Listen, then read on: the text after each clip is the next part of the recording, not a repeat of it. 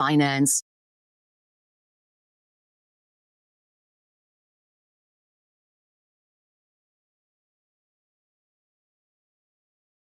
Okay. It's time for Nico Kleynhans, exclusively on Breakfast with Friends. So, what an honor and a privilege it is to be with you on this Thursday morning and to say a very good morning to Mr. Nico Kleynhans. Good morning to you and also to the listeners. Yesterday, Sanlam Pensions Division issued a report. And that report said that the average person who is about to retire is going to run out of money. And they're going to have to go back to work until their 80th birthday. Oh, dear. So based on the figures that they have, remember this is their specialty, the average person, because of two-pot systems and the way they're behaving in terms of their retirement, they are not going to have enough money to survive the age to which they are likely to live and are likely to have to accept you can't retire at 55, 60, at 65. They're going to have to keep going until at least their 80th birthday. Now, the question is really, why is it that we struggle so hard to change our financial behavior? What is it that we struggle so much? Now, I know that most of us struggle to change just our budgets. When it comes to reducing our costs, it's not easy. Any kind of behavioral change is difficult to make.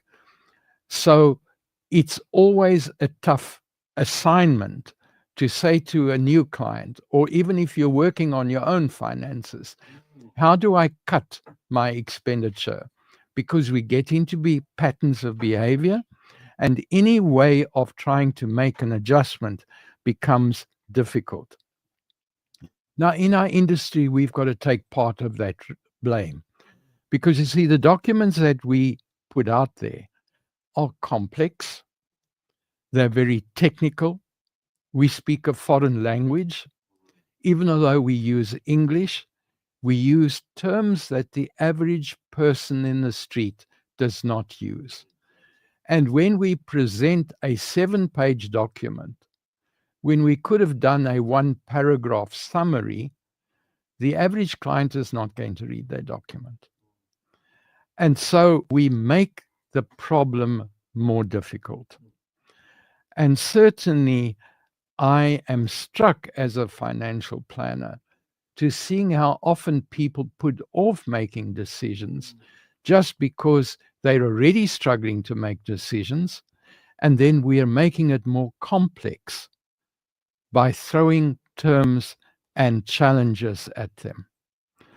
Now, this week, I've had to struggle for more than a year to get a particular client to give me information on one investment. For a year? For a year. Aish. This investment is valued at 800,000 rand. That's all we knew. 800,000 investment, and we know that the bank is managing that investment, and we know that the investment is held on the Johannesburg Stock Exchange. So these are all kinds of alarm bells. So when the information finally got to me yesterday, I did an analysis. 65% of that 800,000 is held in mining shares. And those mining shares in the last 12 months lost 21% of the value. Now, he didn't know that because he wasn't motivated to get the statement for the past year. And the bank sent him the statement digitally. And who wants to now go and get that on your phone and then go to the effort of trying to print that out so that you can read it? So the way the bank is giving him the information is already a problem. Another one of his shares is in iron ore. That particular share lost 33% over the past 12 months. His overall portfolio, that 800,000, grew by 1/3 of 1%. Oh, that's not enough. That's not beating inflation by any means. No way. The only person who's making money out of this is, in fact, the bank broker. Of course. He has 40,000 rand lying in that portfolio, which was the dividends over the past 12 months, on which he had to pay tax. But because he didn't print that, he didn't know there was 40,000 rand in dividends on which he had to pay tax, but he didn't even spend the dividends. Oh, my goodness. So it took a year of struggling to get the information. And had we had that information, we could have made some basic changes, because there were shares in that portfolio that grew by 40%.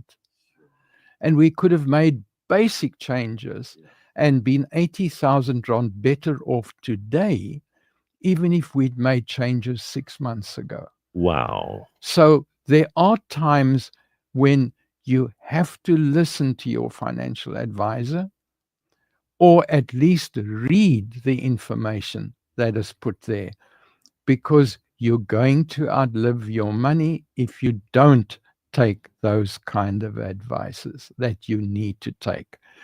So I accept you cannot deal with your financial advisor in one visit a year. That's never going to work, no matter how good that financial advisor is. If your financial advisor is only talking about risk insurance, life policies, and an RA, Sanlam has already pointed out, you're going to run out of money. There's a reason why they're saying that. I know it is difficult to admit to your financial advisor that you didn't give them all the news up front. I accept that. Yeah. You have the same problem with your doctor when he says, how many cigarettes do you smoke? You very seldom are going to tell him how many Or you how smoke. many times you do takeaways. And how many times you do takeaways. You're also not going to admit how much alcohol you consume. The doctor knows that. You may as well come clean with the doctor and get that. Get that off your Financial chest. advisor knows that as well. You may as well come clean. But if you forget to tell your financial advisor that you've got a secret debt of 100,000, it's going to count to your disadvantage at some point, because they're going to take that into account when they plan your estate. And then something happens to you, and now everybody discovers there's 100,000 rand short. So, folks, come clean when you're talking to your doctor. Come clean when you're talking to your financial advisor.